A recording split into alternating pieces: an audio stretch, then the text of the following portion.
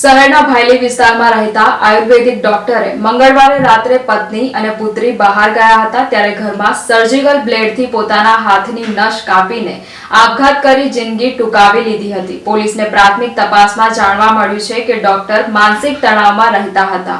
પ્રાપ્ત માહિતી અનુસાર મૃતક પ્રશાંત ચંદ્રકાંતભાઈ ભાવસાર મૂળ મહારાષ્ટ્રના દોડાઈચા ગામના છે। તેઓ ઘણા સમયથી વડોદરામાં સ્થાયી થયા છે અને ભાયલી કેનાલ રોડ ઉપર કિશન ક્લાસિક બિલ્ડિંગમાં આયુર્વેદિક ડોક્ટર પત્ની યોગિતા અને પુત્રી સાથે રહેતા હતા। મંગળવારે રાત્રે ડોક્ટર પ્રશાંત ભાવસારે તેના ઇન્સ્ટાગ્રામ આઈડી પર જિંદગી જીવવા જેવી નથી રહી તેવી પોસ્ટ કરી હતી। આ પોસ્ટ પ્રશાંતના મિત્રએ જોઈ હતી। તેણે તુરંત પ્રશાંતની પત્ની યોગિતાને ફોન કરીને આ જાણકારી આપી હતી। આ સમયે યોગિતા અને તેની પુત્રી ગોત્રીમાં રહેતા પ્રશાંતના બનેવીના ઘરે આવ્યા હતા। યોગિતા અને અન્ય લોકો દોડીને ઘરે પહોંચ્યા હતા। ઘરમાં જોયું તો પ્રશાંત બેડ ઉપર બેભાન અવસ્થામાં હતો। ખાલી ઇન્જેક્શન બાજુમાં પડ્યા હતા। ઇન્જેક્શનની નીડલ ડાબા હાથમાં ભરાવેલી હતી અને સર્જિકલ બ્લેડથી નસ કાપી નાખી હતી। પ્રશાંતને હોસ્પિટલમાં લઈ જવાયો હતો જ્યાં ડોક્ટરે તેને મૃત જાહેર કર્યો હતો। પ્રશાંતની પત્ની પણ ખાનગી હોસ્પિટલમાં નોકરી કરે છે। પુત્રી સાથે તે મહારાષ્ટ્રમાં ગઈ હતી। 27 એપ્રિલે માતા પુત્રી